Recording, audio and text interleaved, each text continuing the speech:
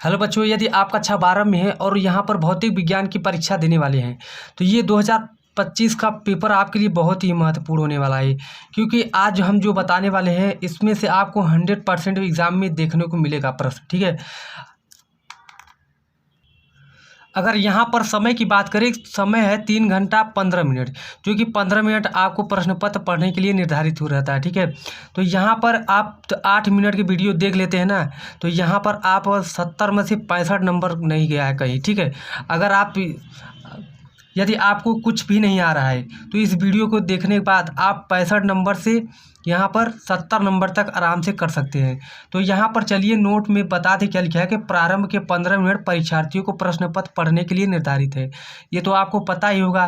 देखिए यहाँ पर है यहाँ पे दूसरा है कि इस प्रश्न पत्र में 5 खंड है, खंड अ, खंड ब, खंड स और खंड द, और यहाँ पे खंड अ, यहाँ पे खंड य। ठीक है, इतना है। यहाँ पे तीसरा है कि खंड अ बहुविकल्पी है तथा प्रत्येक प्रश्न 1 अंक के हैं, कि खंड ब अति लघु उत्तरीय प्रश्न है तथा प्रत्येक प्रश्न का 1 अंक लिए है। ठीक है, यहाँ पर है 5वां खंड स लघु उत्तरीय प्रश्न है, जो पहला प्रकार के है, प्रत्येक प्रश्न में 2 अंक है।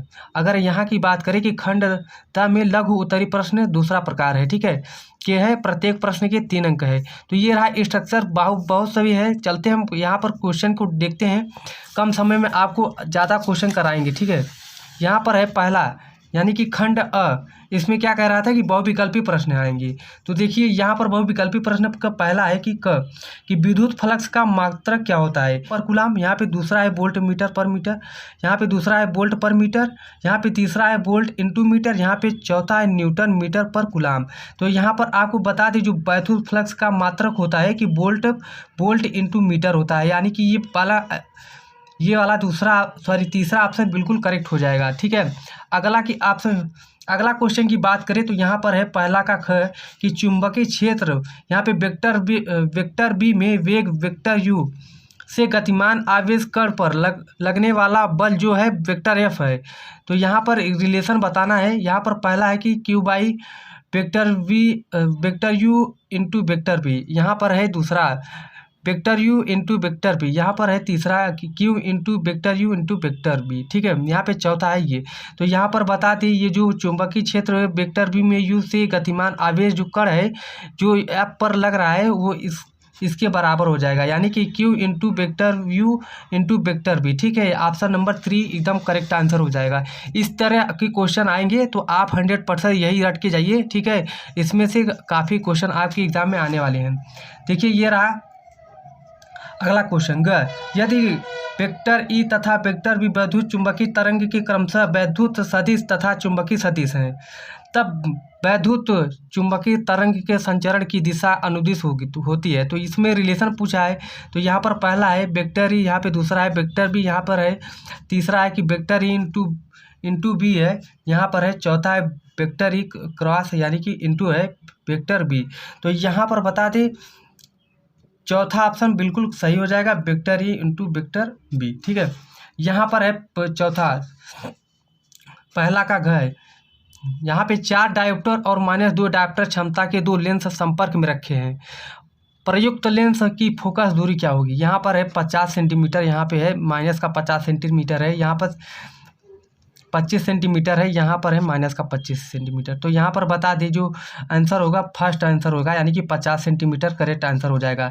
तो ये रहा आपका पहला का ख। तो चलते हैं आगे भी इसको देख लेते हैं। तो यहाँ पर पहला का अंगा है कि एक धातु के पृष्ठ पर 6 ईबी का मतलब होता है इलेक्ट्रिक वोल्ट ऊर्जा के फोटान आपतित होते हैं, तब उत्सर्जित फोटो इलेक्ट्रॉन की अधिकतम ऊर्जा 4 ईबी होती है। तो यहाँ पर कह रहा है कि निरोधी विभव होना चाहिए। जो निरोधी विभव क्या होगा, यहाँ पर है पहला ऑप्शन 4 ईबी, यहाँ पे दूसरा ऑप्शन है 2 ईबी, यहाँ पे तीसरा ऑप्शन 6 ईबी, यहाँ पे चौथा ऑप्शन है 10 ईबी। तो यहाँ पर 2 ईबी एकदम करेक्ट आंसर हो जाएगा, यानी कि ऑप्शन नंबर 2। अब यहाँ पर है अगला कि फर्स्ट, यहाँ पे क्या है, पी प्रकार का अर्धचालक बनाने के लिए शुद्ध जर्मेनियम में मिलाया जाने वाला अपद्रव्य होता है। तो यहाँ पर बता दें तीसरा ऑप्शन करेक्ट हो जाएगा, एल्यूमिनियम होता है। ठीक है, ये रहा बहुविकल्पी। अब यहाँ पर खंड ब। खंड ब में क्या है कि बहुत ही इंपॉर्टेंट क्वेश्चन है, जो कि अगर आप देते हैं एक नंबर में, यहाँ पर आपको थोड़ा एक ही नंबर में, यहाँ पे एक लाइन में आंसर देना होगा। अगर आप दे देते हैं तो एक नंबर आपके लिए पक्का हो जाएगा, ठीक है। यहाँ पर पहला का 2 है विशिष्ट चालकता के मात्रक के सूत्र एवं मात्रक लिए, ठीक है। यहाँ पे दूसरा है कि 2 सीधे समांतर अनंत लंबाई के धारावाहिक चालकों के प्रति एकांक लंबाई पर लगने वाले बल का व्यंजक लिखिए, ये सूत्र पूछ रहा है, ठीक है। ग है कि 10 ओम प्रतिरोध तथा 10 हेनरी प्रेरकत्व की एक कुंडली 50 वोल्ट बैटरी से जुड़ी है, ठीक है, जुड़ी गई है। तो कुंडली से संचित ऊर्जा का मान बताइए है। एक एक नंबर का प्रश्न है, तो आपको एक एक लाइन में इसका आंसर देना होगा, ठीक है। यहाँ पे ग है कि क्रांतिक कोण की परिभाषा लिखिए। यहाँ पे अंगा है कि हाइड्रोजन के प्रथम बोर कक्ष की त्रिज्या 0.53 एंगस्ट्रॉम है। तृतीय बोर कक्ष की त्रिज्या ज्ञात कीजिए, ठीक है। ये आपके लिए बहुत इंपॉर्टेंट है, क्योंकि आप यहाँ पे च है इलेक्ट्रॉन सूक्ष्मदर्शी में त्वरक के विभव का मान ज्ञात कीजिए, जबकि इलेक्ट्रॉन का तरंगदैर्घ्य 1 एंगस्ट्रॉम है, ठीक है। ये रहा एक एक नंबर वाला क्वेश्चन। अब देखिए यहाँ पर स है 2-2 नंबर वाले क्वेश्चन, यहाँ पर 2-2 हैं, ठीक है। एक करते हैं तो 2 नंबर फिक्स हो जाता है। तो ये वीडियो आपके लिए बहुत इंपॉर्टेंट है, पूरा देखिए। अगर पूरा देख लेते हैं तो अच्छा मार्क्स आप ला सकते हैं। यहाँ पे खंड स है कि यहाँ पे तीसरा का 6 ओम के मोटे तार को खींचकर उसकी लंबाई 2 गुनी कर दी जाती है। तार के नए प्रतिरोध की गणना कीजिए। तो यहाँ पर है दूसरा, किसी प्रिज्म से अल्पतम विचलन कोण 30 अंश है। प्रिज्म के अपवर्तक पृष्ठ पर अपवर्तन कोण 30 अंश है। प्रिज्म के पदार्थ का अपवर्तनांक ज्ञात कीजिए, ठीक है। ये राख है कि परमाणु द्रव्यमान मात्रक AMU की परिभाषा दीजिए, इसका मान किलोग्राम और MeV में व्यक्त कीजिए, ठीक है। यहाँ पे है संलग्न चित्र में दर्शित मीटर A1 तथा A2 में मापी गई वैद्युत धाराएं क्या है, यदि इनके प्रतिरोध नगण्य तथा पीएन संधि डायोड आदर्श हो, ठीक है। ये यहाँ पर चित्र है, इसको देखकर आपको यहाँ पे आंसर देना होगा। ये आपकी क्वेश्चन बहुत ही इंपॉर्टेंट है, आप इसको जरूर लिखिएगा। तो यहाँ पर है अगला द। अगले द में क्या, यहाँ पर 4-5 क्वेश्चन है, 5 क्वेश्चन आपको करना है। यहाँ पे 3-3 नंबर का है, ठीक है। यहाँ पर देख लीजिए 3 नंबर का है। यदि आप एक करते हैं तो 3 नंबर पक्का हो जाता है। तो यहाँ पर क्वेश्चन बहुत इंपॉर्टेंट है, इसलिए हम आपको पढ़ के बता देते हैं। यहाँ पर है विभव प्रवणता से आप क्या तात्पर्य, ये आता ही आता है, 100% आता है, ठीक है। विभव प्रवणता एवं विद्युत क्षेत्र की तीव्रता के मध्य संबंध स्थापित कीजिए, ठीक है। यहाँ पे है ये 100% आता है, इसको आप ध्यान दीजिए। अपवाह वेग की परिभाषा दीजिए। अपवाह वेग एवं विद्युत धारा में संबंध स्थापित कीजिए, ठीक है। ये है ग। एक प्रोटॉन कामा एक न्यूट्रॉन तथा एक अल्फा कण समान विभवांतर से त्वरित होकर एक समान चुंबकीय क्षेत्र के लंबवत प्रवेश करता है। यहाँ पे पहला है इनकी गतिज ऊर्जाओं तुलना कीजिए। यहाँ पर दूसरा है यदि फोटॉन के वृत्ताकार मार्ग की त्रिज्या 10 सेंटीमीटर हो तो न्यूट्रॉन तथा अल्फा कण के मार्गों की त्रिज्या क्या होगी, ठीक है। ये बहुत इंपॉर्टेंट क्वेश्चन ही आता है। यहाँ पर है घ। फैराडे के वैद्युत चुंबकीय प्रेरकता संबंधी नियम लिखिए, ये 100% आएगा, आप लिख कर जाइए, ठीक है। फैराडे का नियम आप जरूर याद करके जाइए। यहाँ पर है अगला है किसी पर्दे को बिंब से 90 सेंटीमीटर दूरी पर रखा गया है। पर्दे पर किसी उत्तल लेंस द्वारा उसे एक दूसरे के 20 सेंटीमीटर दूर स्थितियों पर रखकर 2 प्रतिबिंब बनाए जाते हैं। लेंस की फोकस दूरी ज्ञात कीजिए, ठीक है। ये 100% आता ही आता है। इन सभी क्वेश्चन को आप जरूर रट के जाइए, ठीक है।